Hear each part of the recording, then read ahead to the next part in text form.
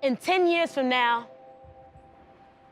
I don't know where I will be, but wherever I go, I know that I will have soccer with me, the sport that shatters barriers and embraces diversity, the sport that is very much like my city, DC. We live in times where backgrounds, beliefs, politics can be divisive, where news can confuse and make communities feel indecisive, but DC, like soccer, is a space where we're all united to get excited, where collaboration is demanded and invited, a city that's passive and moves to make space for the ball, a city that will stand tall to protest the bad call, a city of three-a-days, hustle, early mornings and late practices, a city of movers and shakers, debaters, floppers and actresses, a city of teamwork, makes a dream work from traffic to footwork, a city of network and network from Anacostia to Petworth, a city of cultures merged together with one goal to win, a city where a loss feels like a cheap shot to the sin, a city that is the nation's capital, but is international, the city of the level-headed, radical, irrational, from corner kicks to slide tackles where movements are magical.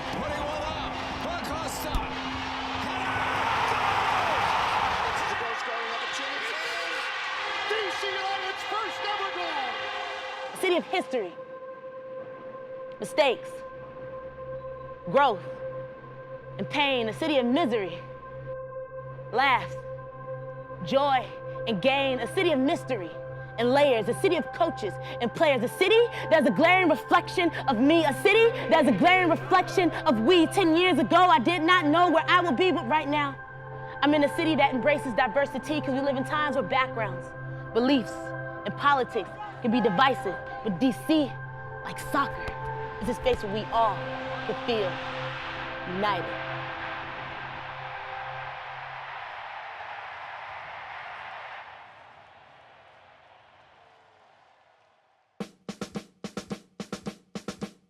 It isn't the North, it isn't quite the South. Washington, D.C. and the DMV has a flavor of its own. Dubbed Chocolate City, at one point, D.C. was over 70% black. Go-go music is a big part of this city. It's something that started here. You'll for sure hear a song once every game. If you come to a DC United game, you'll hear a Chuck Brown song played. On any given night, you could catch jazz giants like Duke Ellington, Cab Calloway, and Billie Holiday perform at the nightclubs and theaters on U Street, better known as Black Broadway. Anchored by Howard University, and in the face of Jim Crow-era segregation, black-owned buildings, businesses, and banks made the U Street corridor an intellectual hub for black entertainers and industry. There's a part of DC that hasn't changed. You still see the influence from the 60s and the 70s. I would say probably about 75% of DC has had a facelift to the max. You can see it's not Chocolate City anymore. It's unfortunate to see that shift because I think a lot of the art and a lot of the culture, what makes DC, DC, it's not here, it's not what it used to be. The district's chocolate roots run deep in soccer, too. This campus used to be jumping. This is the civil rights. You know, it was common to see Stokely Carmichael, who was a soccer player here, or Jesse Jackson or Angela Davis and a crowd there. And it's a revolutionary period. Howard University has been placed as the custodian within this triangle of blackness. As much as we talk about soccer being new in this country, and this new wave of MLS, and it's been decades of people putting the work in and now are benefiting from. Just like this area in Shaw, and understanding the history of where you live, it's also important to understand the history of the game that we all benefit from. This is amazing. Look at all this history in one place. Yeah, man. And I came to the darts, and the first year we won the championship here. Second year we won it again. All these are national team players. This team was kicking everybody behind. You see the complexion of the team. Yeah. And folks, Washington Darts, man. RFK, hallowed ground for the U.S. men's national team and DC United. This was home to the first dynasty in MLS that all you young kids need to know about. Will spin towards the box, and the 6, it's headed home! An incredible comeback by DC United, capped off by Eddie Pope's head into the upper corner. Perhaps the most recognizable black player to come out of the district, Freddie Adu, made his debut right here at just age 14. And the club's first homegrown signing, Bill Hamid, got his first opportunity in goal right here at age 19. First off, we're in a soccer hotbed of this country. You know, it started with Bill and Andy and Ethan White and Jalen Robinson and Chris Durkin, and we have produced more first-team minutes since the league has started than any other club. We don't get credit for it. I remember being a ball boy in RFK. It's a little gravel around the pitch, and then we'd always have to stand on the gravel and just wait with our pennies on. It was an old stadium. There was probably some dead raccoons or something in the walls that you don't know about. It was just dirty, and that was the kind of game we sometimes played. It was just that raw, dirty game. And I remember Benny always and the other guys coming up through the locker room and stuff, like in the dugout, and we were in awe. And it was just amazing. And to have him as a coach now, it's just like, wow, look at the times have changed. It's time for new expectations with this club. We were in the dark for a little bit, and this new stadium has us relevant again in this city. That is a special thing to me. A whole new era has begun here at Audi Field, where ball boys have turned into draft picks, a club legend is the manager, and a whole generation of young black players in the DMV are just waiting to get on. But to see how Chocolate City and this next generation take steps forward here, you have to understand how soccer in the district has long been tied to civil rights.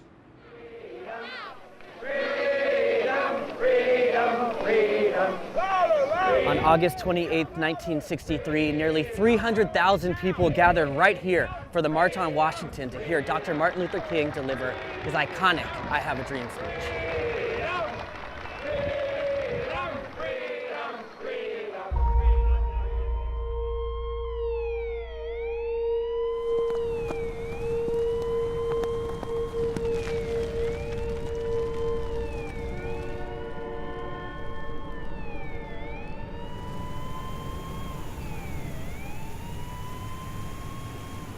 Do you remember where you were when he was assassinated? Vividly. We were in Baltimore in a cinema at Greenmount Avenue. And in the middle of the picture, they had on the screen, we have an announcement to make.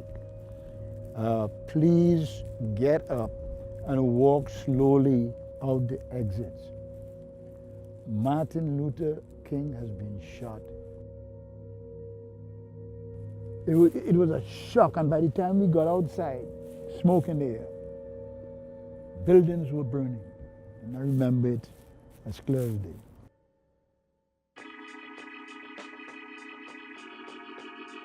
Black America got angry. They got angry. And it was during that time when the song came out, Sing Out Loud, I'm Black and I'm Proud, you know. And then we started to have the Afro. And so that was a black conscious movement, and so we need to go back and be proud of ourselves.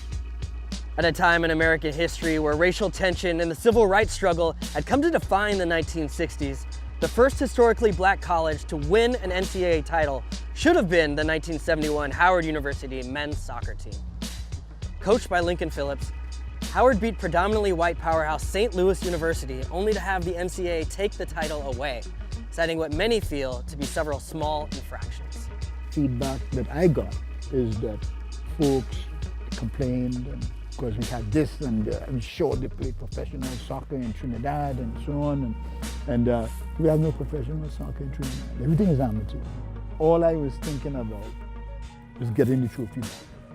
3 years later, Howard completed the only undefeated season in men's soccer history, finding redemption as 1974 NCAA national champs. Being a HBCU, a historical black college or university, and going on to win the NCAA championship is not an easy feat, especially in that day and age. You know, they made history. In DC, learning about Lincoln Phillips was definitely something that black players, at some point you were going to hear about that. My father knows him well from the NSCAA, the Black Coaches Convention. For him, that was something huge because there weren't many African-American males who had their own club to put into these prestigious youth soccer leagues in the area. At that time, it was something that didn't really happen in Northern Virginia. And your family is originally from Sierra Leone? Yeah. Okay. Yeah. How did they come to end up in the DMV? Opportunity, you know, like so many other families and people from different places, you know, the opportunity to make something of their lives. Just like Africa and that whole, it takes a village to raise a kid, I think that influence definitely transferred over to my life here. When I look at my players, They're all successful, but most of them are involved in something working with the youth. Once you get our players doing that, then that is going to be significant. That's going to success to significance. You like that? I do like that.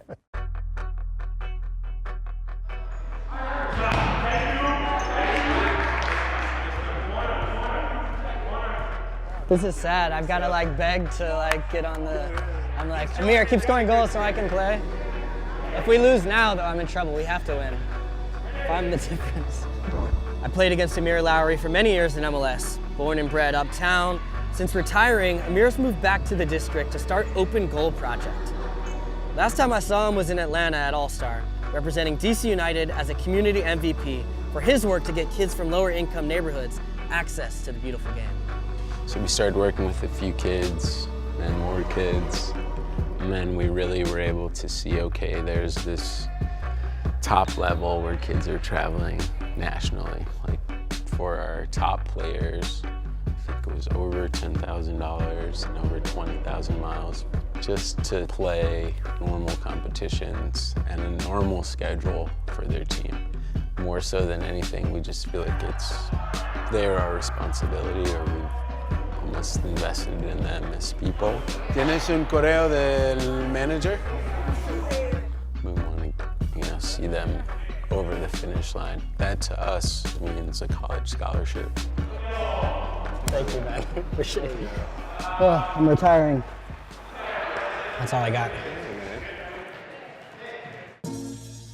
I'm here at 16th Street, where if you continue straight forward, you'll run right into 1600 Pennsylvania Avenue, the White House.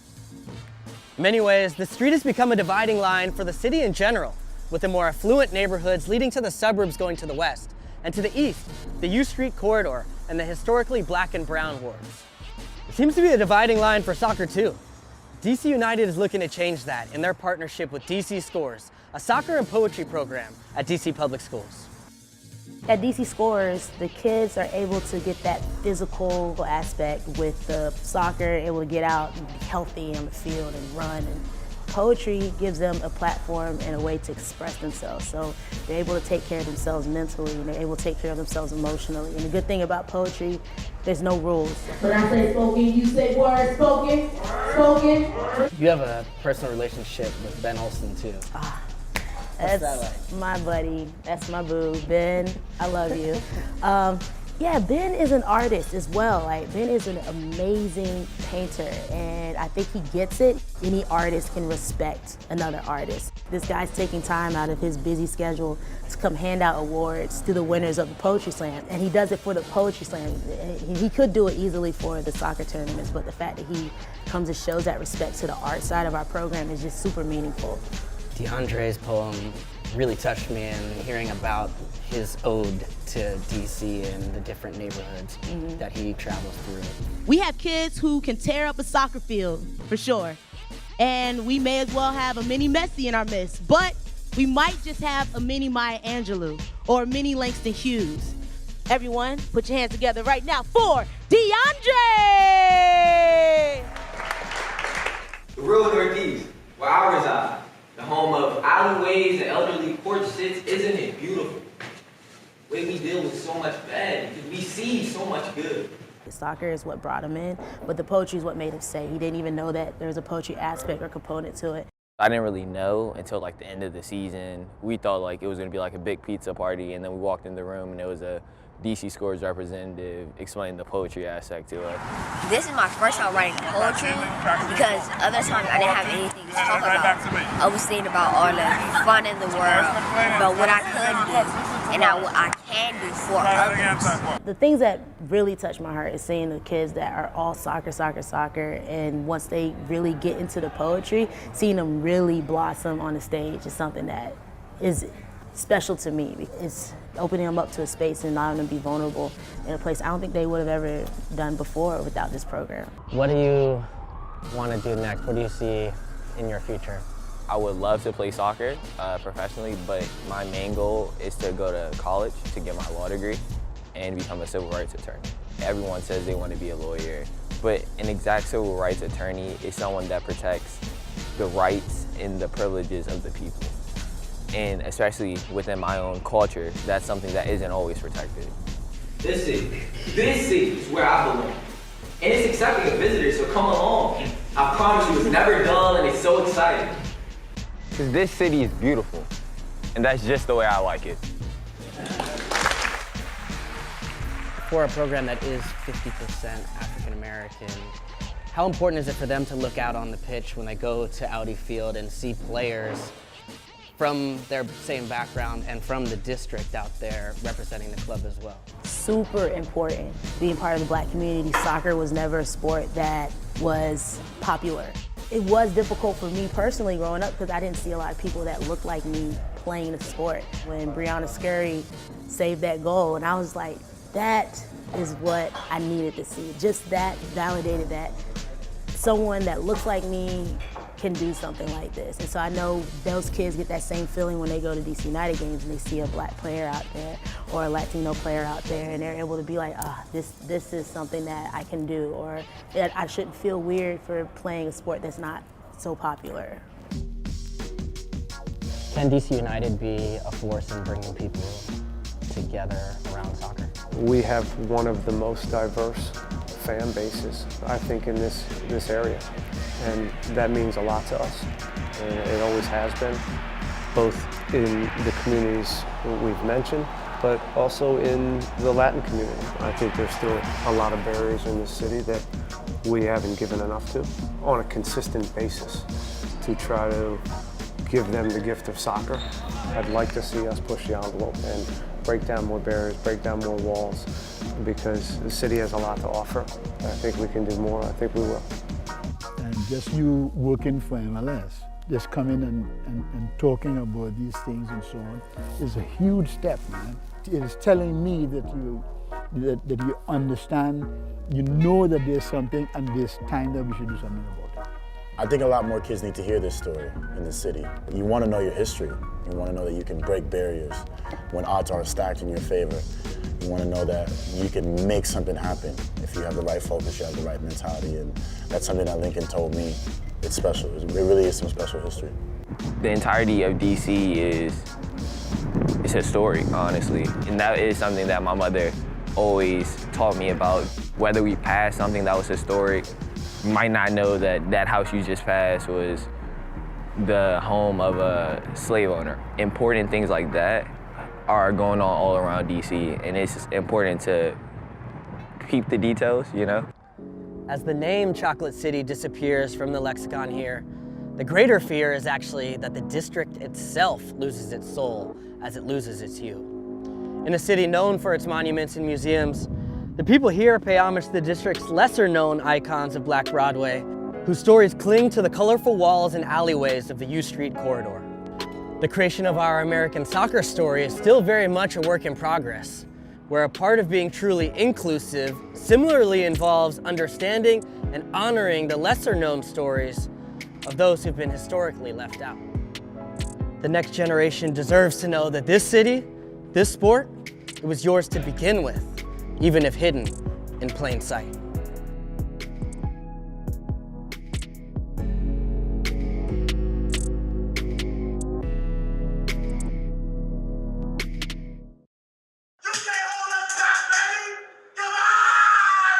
Uh-oh, this is even worse. Oh, hideous.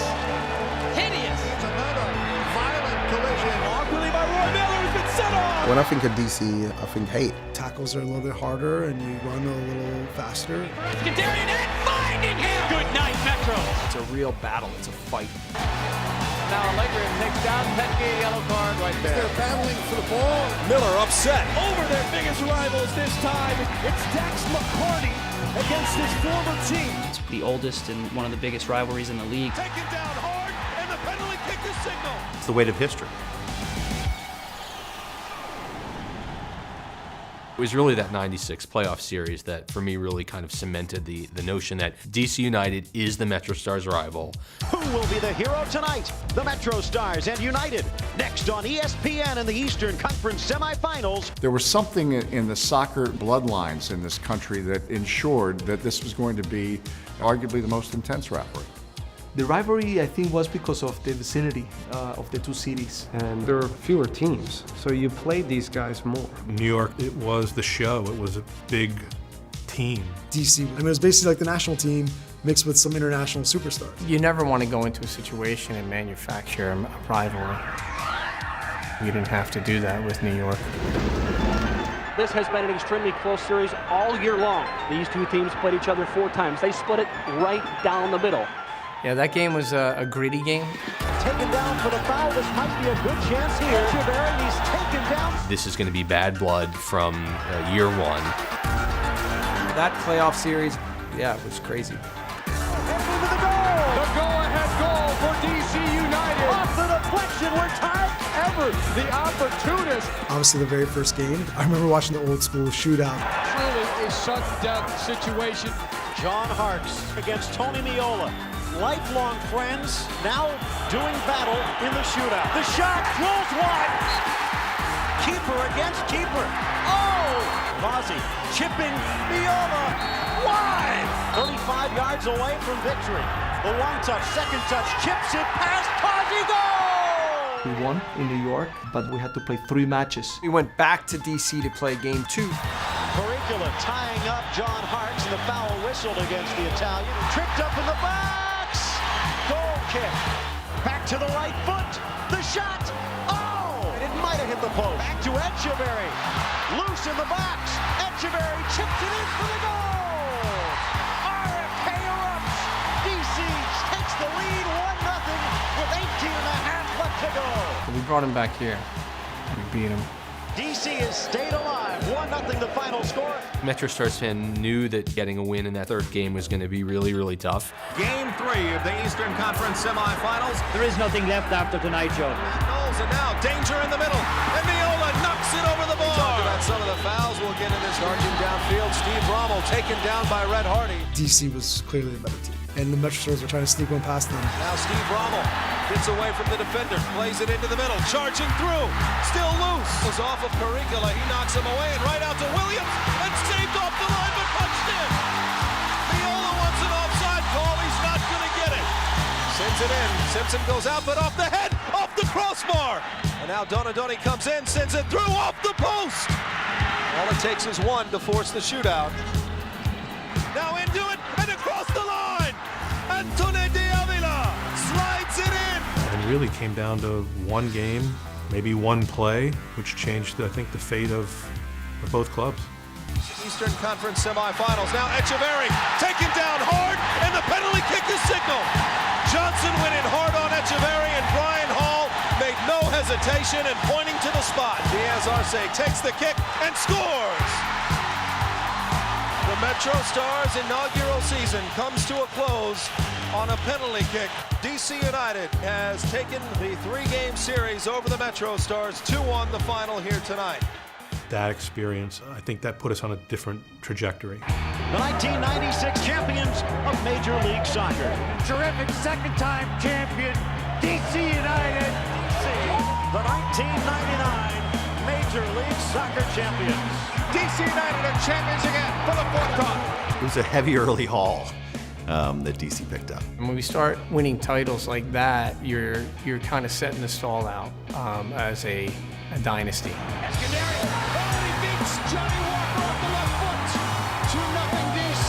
As an early days MetroStars fan, there was an acknowledgement that there was certainly something that New York didn't have that DC did. Howard's out. Did he get him? Uh-oh. Has he got a red card? He won't play next week. We beat New York. We would just beat them. So it wasn't a big deal. It was, yeah, okay, we go up there and we beat New York. The follow! 1-0 DC United. Ben Olsen. When I was with DC United as a player, I looked at the MetroStars and I despised the way the club operated, the way the players acted. But for me to have been a player for DC United and then a coach for Red Bull gives me perspective from both sides. Well, obviously I was disappointed, getting traded just because we had such a good thing going at DC United for, the 5 years we were here, won a lot of championships. Eddie, Richie, Jaime. So it was hard to see those guys go play for New York. The fact that Jaime Moreno found himself wearing a New York jersey was a little bit baffling to a lot of folks. I remember it, but it somehow seems like a bad dream. Jaime Moreno was a secret agent. He completely underperformed with New York the one season was here and then went back. As soon as he came back, wore the DC shirt, it was like he got magical powers or something. So we just maintained that he was doing a secret mission to go and tank them while he was over there playing. Over the years, the Red Bull DC rivalry has lots of great and somewhat bizarre moments. Walker, oh no! Here's Jaime Moreno! You just got burned, Johnny Walker! The craziest circumstances always happen with teams that don't like each other. It's not going to go away. That ball's in the net. Yeah, there's been quite a few of those moments, actually. Nobody there, win, unlucky, and it's into the back of the goal. I remember Benny's like, you gonna do something crazy if you scored it? And he's like, oh, you gotta do something with Red Bull, right? Oh, and then he's going to drink a Red Bull. How about that for you? How about rubbing it in? It could be true, it could not be. Aleko tells a lot of lies. 2004 playoffs. DC fans will tell you that someone somewhere on the field was holding Ernie Stewart onside. On ball, there's no flag up. Ernie Stewart could have made a sandwich. He was out wide open. And Stewart scores the goal. There wasn't anyone within 50 yards of Ernie Stewart. Not offsides. Not offsides. Cheating Bob. Both teams have used their allotment of field player substitutions. The legend of Eddie Gavin, I think, is really what we call it. Although the MetroStars are making a change, so they've made a temporary goalkeeper substitution. I hate this rule. Late in the match, Bob Bradley made a substitution that exploited MLS rules at the time. Here comes the goalkeeper substitution change. So by bringing Gavin on in a goalkeeper shirt, I think this is it's just cheating. He was allowed to get a fourth substitution on in a game that was going into overtime. I had no clue what was going on. He just told me to play in the center mid after the ball went out of bounds. Now that I've been a coach for a while, I think it was pure genius. And here's a break for the MetroStars. Eddie Gavin, the teenager, onside. He scores! An improbable goal and win for the MetroStars! Tip your cap. Well done, Bob Bradley and Eddie Gavin. DC in the early years just be able to, dominate, year after year after year. And it's off Nelson and in the net! Good night, Metros! But in summer 2010, July 15th, Bastille Day, we signed Thierry Henry. Henry lifted the club, and they certainly found more success in this rivalry. It always felt like for DC games, he was playing one notch above. Space to work with. The cross for an open man, and Thierry Henry with another header. So he's crossing Henry and the double. It definitely felt like the team was turning a corner. Henry gives it a crack, and it's at the back of the net. Thierry Henry is destroying DC. In the 2012 playoffs, New York had the home field advantage. But we had Hurricane Sandy. Yeah, look at this whole neighborhood right here. Oh, man. It's devastated, my goodness. That building's gone entirely. We had no power in New Jersey. Red Bull Arena was practically underwater, and we asked to switch legs.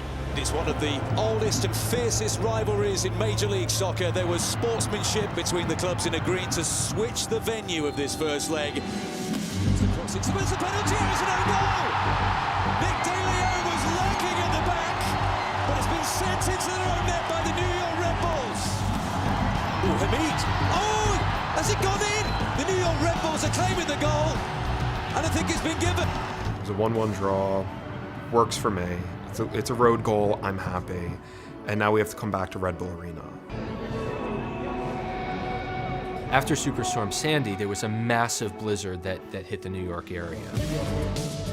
We wanted to play very badly. We thought we could slug it out a little bit better in the snow and the slosh. We were more of a team that wanted to play the pretty soccer, and you weren't going to be able to do that on the field in those circumstances. I think I was even shoveling at one point. And the league decided they were going to push the match to the following night. We have a goal on the road, playing the second game at home. We've got this. This is okay. Thierry Henry gets a header in! Inches wide. It's a goal, works it into the feet of Henry! Saved by Hamid. It's still there. Henry again! Oh, is that handball? No says the referee. Limpe, remarkable, just wide. It's very, very tight. Marcus Holgerson. And there's a coming together. McCarthy. Kenny Cooper. Flag stays down. Kenny Cooper is found. It's a penalty, and it could be a red card. Hamid is red carded. He heads into the locker room.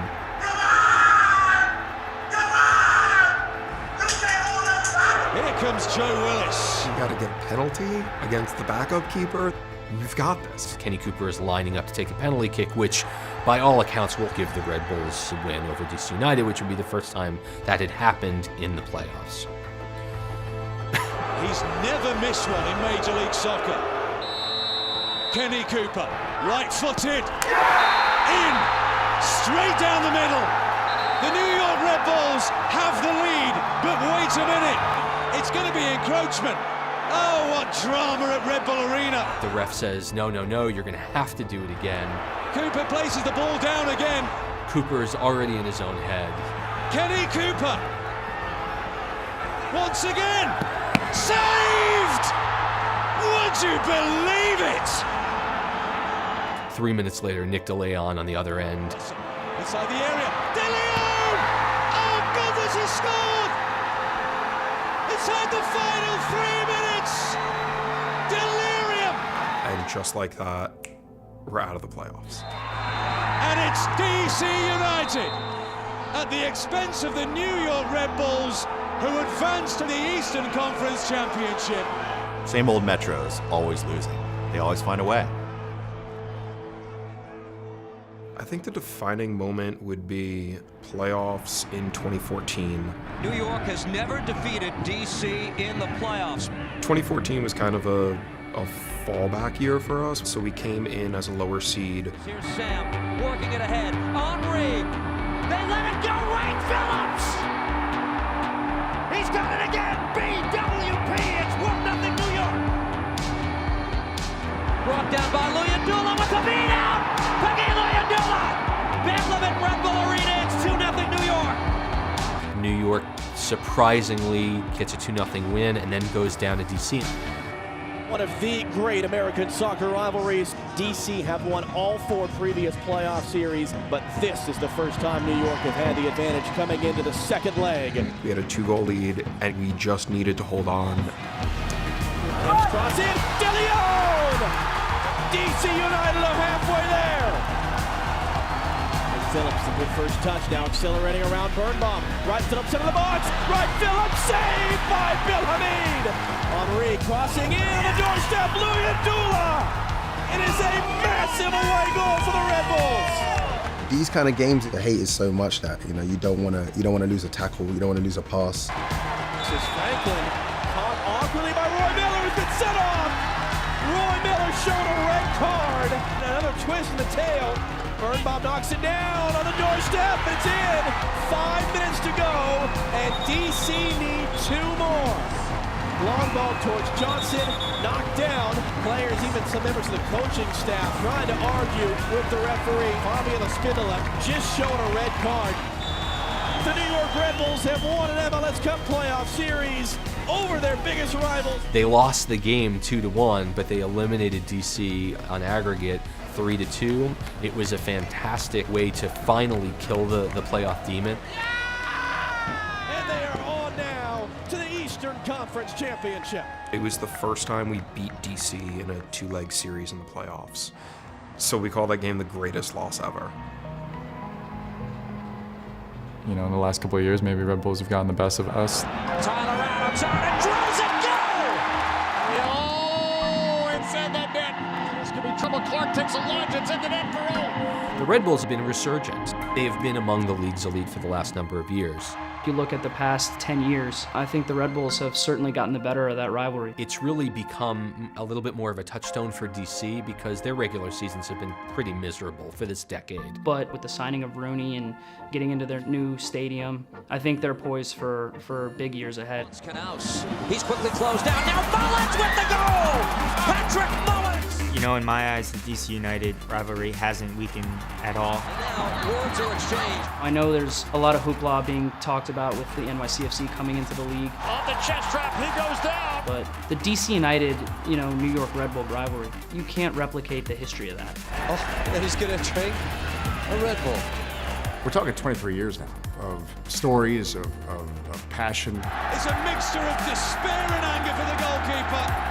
He has to go. That rivalry will always be the first. Now Echeverry taken down hard, and the penalty kick is signal. When you have the tradition of this rivalry, it's only going to get stronger. I think this is still one of the best rivalries in Major League Soccer.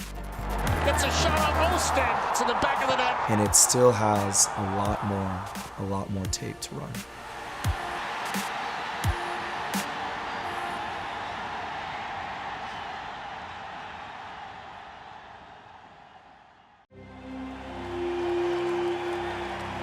It was a real game. Everybody wanted to be there and wanted to be part of it. Every tackle, you were going to feel it. Every goal, you were going to celebrate it. It was one of the only games in my life that I was appreciative in the moment. New England Revolution and DC United playing for the Eastern Conference Championship of MLS. The Revs have made it to this stage of the playoffs for the third straight season now. They're peaking at the right time, but so is DC United. When I found out that they made the playoffs, I told my dad, I don't want anything for my birthday, I just want to go to the Eastern Conference Finals. Being 13 years old, that was where I started to develop a genuine love for DC United. We had that as our fortress, and those fans were the best fans in the league. You had so many quality players on the field with Aleko Eskandarian, you had Ernie Stewart, Ben Olsen, Jaime Moreno. It was a team full of characters, even some of the young guys. Peter Novak, he brought the best out of us. You have so many guys that wanted to win on a daily basis. New England had the same type of mentality. Stevie Nicol expected a lot. He knew how to select top players. We had so many different types of players, but they all had two things in common. One was the desire, but they actually had ability as well.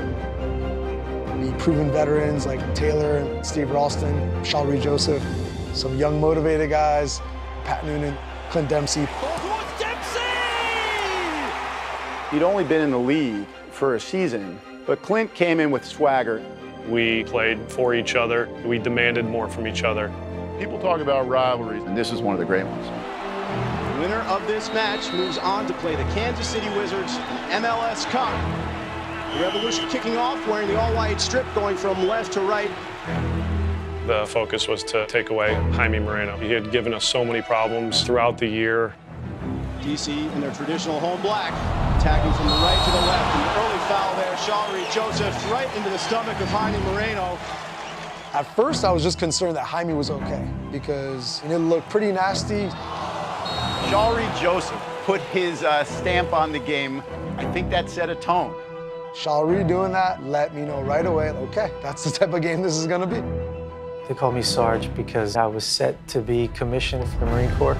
So Jaime's the best player on our team. He gets a cleat to the chest. I couldn't let that just go. Now Shalry Joseph runs out of space, and he's living dangerously. He took a hard hit, and that was a foul. Yeah, there was 3 potential red cards in the first few minutes of that game. Yeah, it set the tone, but that's what the playoffs was then. With VAR now, we probably would have been playing like an 8v8 by the end of that.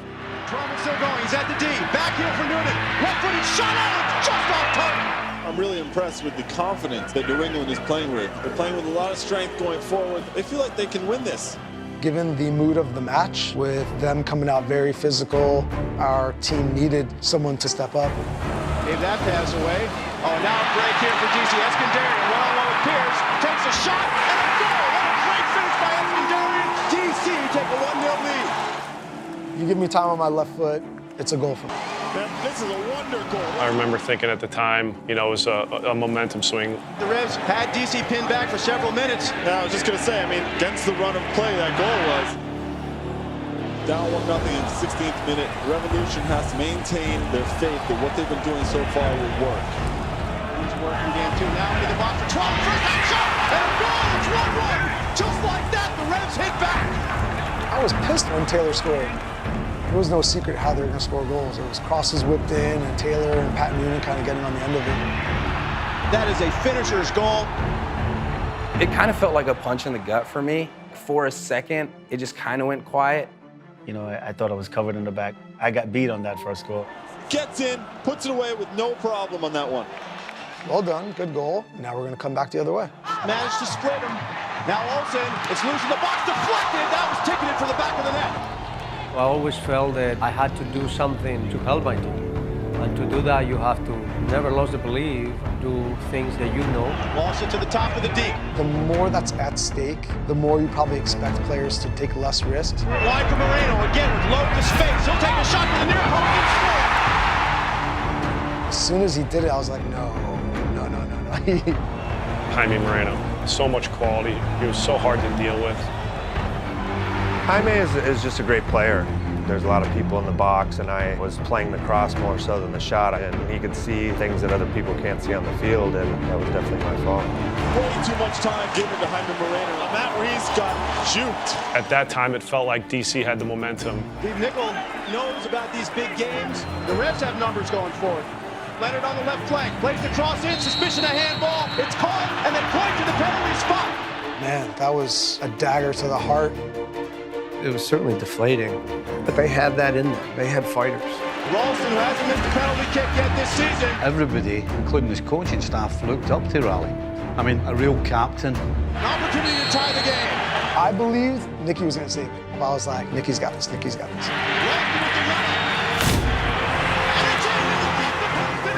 Romano gets right and ricocheted off the goalkeeper. The Reds have equalized this 2-2.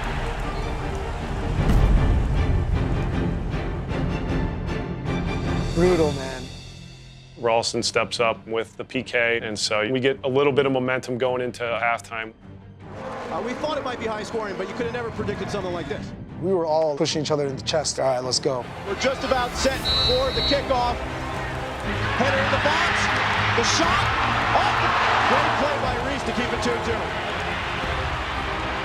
I don't know if I've ever worked harder in a match. I was giving every ounce of everything that I had, and I remember even thinking like, man, at this point, we need someone to pull something off. Well, DC has a move on here.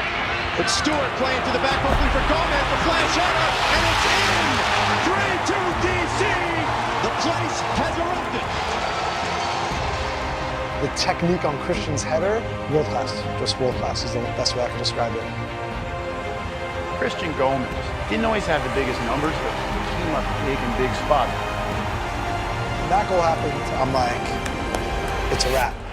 The scorer of the head goal, Christian Gomez, replaced by 15-year-old Freddie Adu. Freddie Adu? Freddie Adu. First pick, Freddie Adu. The Freddie Adu show, it was a circus. He was a rock star, man. I was a teenager. I was living a dream, signing with the team that I supported as a kid. It was amazing. It was amazing. This year we're going to see what the Reds are really made of. We already know that they're a strong team that can come back. I remember looking up at the clock. It was just that point where you're like, it's almost over. Joseph plays it off for two players. Dempsey cuts the cross back. Well, pandemonium in the DC box. And it will be a corner kick to the Reds, who have really turned up the heat here. It's total chaos in there. I don't think anybody knows where the ball's going to go. Ralston's corner kick to the back post. Oh, the goal! Noonan has equalized for the Reds. It's 3-3. I remember Romando being like, that guy's open, that guy's open, that guy's open. And guys just weren't getting to their marks quick enough. The goal we gave up was just comically bad. I remember being free, and I remember Romando coming out for it, and I was able to time it and head it home. It tells you everything you need to know. Away from home, 3 times you go behind. That tells you about the desire, but it also tells you about a belief. At that point, I really questioned how this game was going to end up. We've reached full time. It's 3-3. I thought about 4 or 5 times that maybe tonight's not our night. Stay with us, folks. 3-3 at the end of the second OT. We're headed to kicks from the penalty spot. Taking penalties is all mental, 100%. You can't replicate it in training. It's about, at that moment, being able to focus and then deliver. I think both teams felt like they had goalkeepers that gave them an edge. what Nicky does in PKs. He's been as good as anybody that I've ever seen. I remember their keeper, and he was so intimidating. He had like the black eye going on. It was like super scary to look at. It was from the series before. It was Edson Buttle's knee that I caught and got a nice little shiner. I remember being so nervous, I couldn't tell if my knees were shaking or it was the stands underneath. Olsen steps up, saved by Reese. Started us off with a bang, huh? Now it's Steve Ralston. And he hits the crossbar, still 0-2. You would have bet on Raleigh 10 out of 10 to make it. Santino Caranta. And he bags it. And now the pressure back on the Revolution shooters. And it will be Matt Reese. I've never seen anybody pick their keeper to shoot so early. Keeper on keeper. Go 8-16, and he makes it. Nobody studies keepers like other keepers. He just had a cannon for a leg. The 15-year-old rookie, Freddie Adu.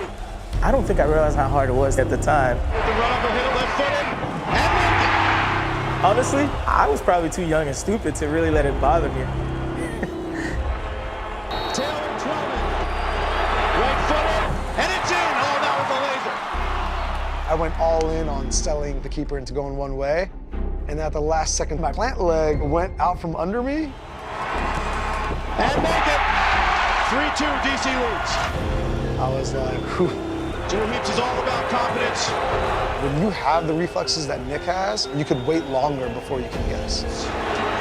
Takes the shot, and it's saved by Ronaldo. He's always been undersized but quick. He's developed it into like the masterpiece of PKs. I think, in penalties, you try and read a little bit of the player's body, where they're looking. I felt like this was it. The soccer gods were like, he's gonna close it out for you.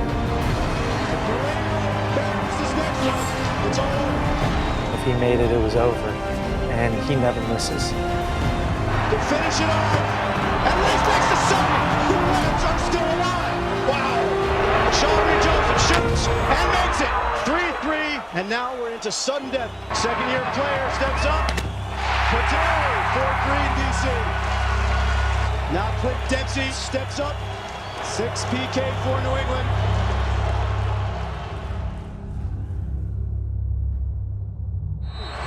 Dempsey the run-up, the shot, the save, it's over!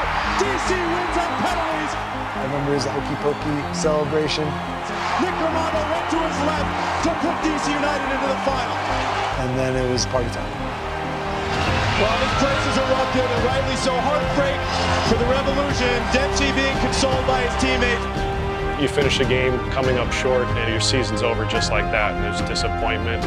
But when you look back at some of the names, a lot of had big contributions to the success and the growth of Major League Soccer.